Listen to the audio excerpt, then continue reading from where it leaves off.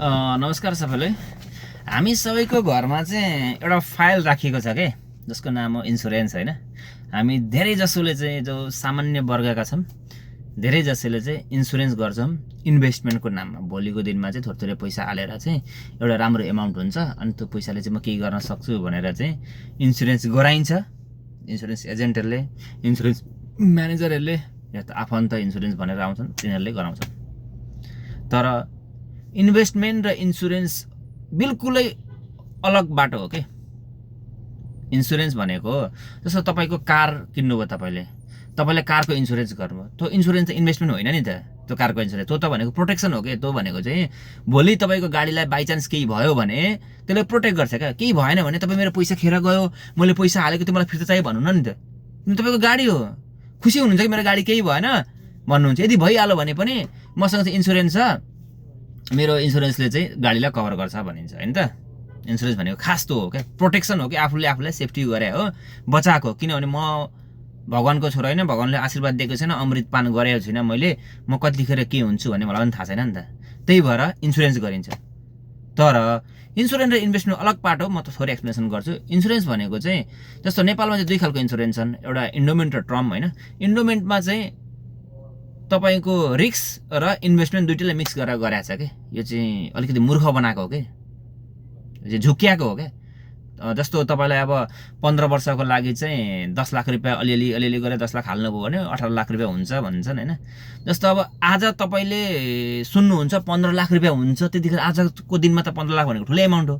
तर 15 वर्ष पछाडि गइसकेपछि चाहिँ त्यो 18 लाख रुपियाँको भ्यालु चाहिँ जिरो हुन्छ क्या। आजदेखि 15 वर्ष छ नि त पछाडि। जिरो भनेको इन्फ्लेसनले चाहिँ तपाईँले जति पैसा हाल्छ त्योभन्दा मुनि जान्छ कि। तपाईँ 10 लाख हाल्नुहुन्छ, त्यसको भ्यालु भनेको चाहिँ 5-6 लाख मात्रै भइसकेको हुन्छ कि। किनभने हरेक वर्ष 7 देखि 10% चाहिँ इन्फ्लेसनले बढ्छ।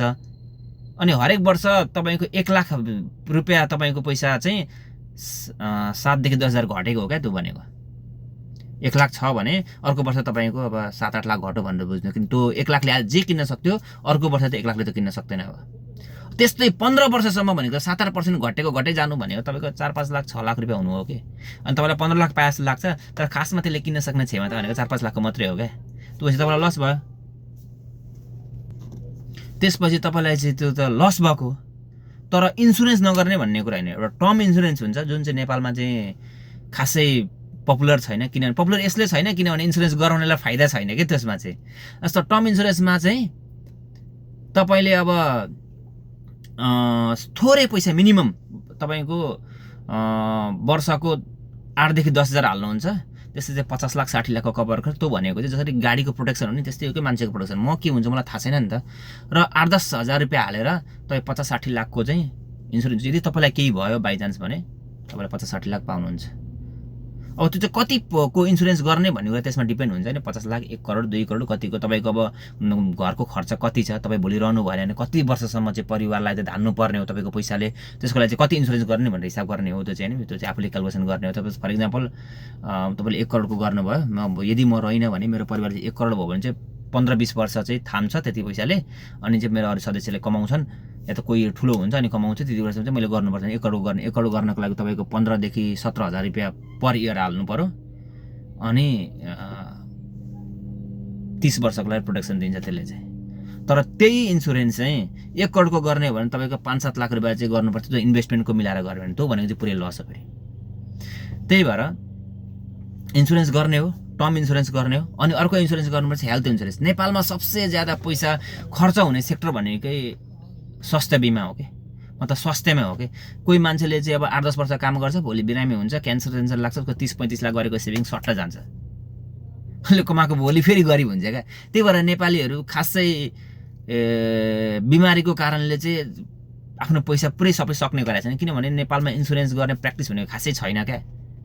तर प्र्याक्टिस गर्नु बहुत जरुरी छ। भोलि तपाईँलाई चाहिँ केही साह्रो सिरियस बिमार लाग्यो, ठुलो बिमार लाग्यो भने तपाईँको अवस्था एकदम तपाईँले कमाएको पुरै सकिने सम्भावना हुन्छ। त्यही भएर स्वास्थ्य बिमा नेपालमा राम्रै सस्तै छ। एउटा राम्रो कम्पनी छाडेर महिनाको 5-7 हजार या त 20-25 हजारले महिना परिवारलाई 5-7 जनाको परिवार हुन्छ 20-25 हजार वर्षको 15 देखि 20 हजारमा तपाईँले 6-7 जना परिवारको इन्सुरेन्स गर्न सक्नुहुन्छ। जसले चाहिँ तपाईँको क्यान्सरदेखि लिएर घातक रोग ठुल्ठुला रोगहरू सबै कभर गर्छ होइन। त्यो चाहिँ अब तपाईँले पढेर बुझेर गर्नु होला। त्यो इन्सुरेन्स गर्यो भने भोलिको परिवारलाई केही समस्या ठुलो गाह्रो पर्यो भने कभर गर्छ। तर त्यही माथि तपाईँले कुनै न कुनै बेला गर्नुभएको छैन र गरिराख्नु भएको छैन, कुनै न कुनै बेला तपाईँलाई घातक रोग लाग्यो भने तपाईँको 20-25 लाख उड्नलाई भने केही पनि बेला लाग्दैन, क्यान्सर लाग्यो भने 30-35 लाख, त्योभन्दा ठुलो अरू अरू देश लानु पऱ्यो भने त अब मान्छे नै चैट हुनुपर्ने अवस्था आउँछ, किनभने अब हामीले गर्न सक्दैनौँ। यी कुराहरू चाहिँ बहुत इम्पोर्टेन्ट छ इन्सुरेन्समा। एउटा टर्म इन्सुरेन्स जो चाहिँ इन्भेस्टमेन्ट होइन।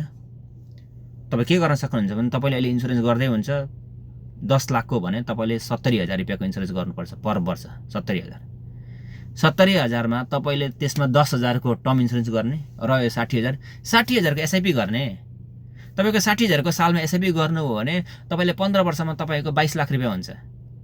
तपाईँले यता पाउँदै हुन्थ्यो 18 लाख रुपियाँ, यता 22 लाख पनि पाउनुभयो, अनि यता फुल हेल्थ इन्सुरेन्सको रिस्क पनि लिनुभयो। यदि तपाईँलाई केही भइहाल्यो तपाईँको परिवारलाई देख्ने भनेको 50-60 लाख रुपियाँ पाउनुहुन्छ तपाईँले त्यतिले। र 50-60 लाखले भनेको तपाईँको परिवारलाई कभर पनि गरौँ, तपाईँको डेली परिवारको 15-20 वर्षको लागि टेन्सन पनि भएन, छोराछोरी पढ्नु छ, पढाउनु छ, बाबुआमालाई खर्च सबै कभर गर्छ, प्लस तपाईँले 22-25 लाख रुपियाँ एसआइपीबाट पाउनु। त्यसैलाई तपाईँ 20 वर्ष लानु भने 30-40 लाख रुपियाँ पाउनुहुन्छ एसआइपीमा।